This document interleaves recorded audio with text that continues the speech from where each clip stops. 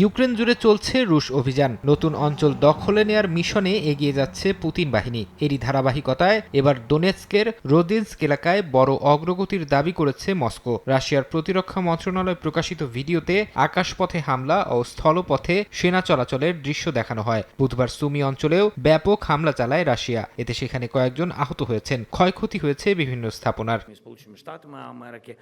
এই সামরিক বাস্তবতার মধ্যেই ইউক্রেনের প্রেসিডেন্ট ভলোদিমির জেলেনস্কি সামনে এনেছেন নতুন ২০ দফা শান্তি পরিকল্পনার খসড়া। এই পরিকল্পনাকে যুদ্ধ শেষ করার মূল রূপরেখা বলে আখ্যা দিয়ে জেলেনস্কি বলেন, এতে যুক্তরাষ্ট্র, ন্যাটো এবং ইউরোপের পক্ষ থেকে নিরাপত্তার নিশ্চয়তার প্রস্তাব দেওয়া হয়েছে, যাতে রাশিয়া আবার হামলা চালালে সমন্বিত সামরিক পদক্ষেপ নেওয়া যায়। ইউক্রেনের পূর্বাঞ্চলীয় দনবাস প্রসঙ্গে জেলেনস্কি বলেন, একটি মুক্ত অর্থনৈতিক অঞ্চল গঠন সম্ভাব্য বিকল্প হতে পারে।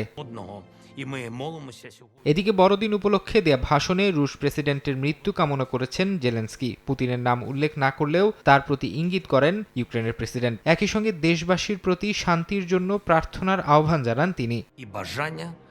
ফারহাদ চৌধুরী, সময় সংবাদ।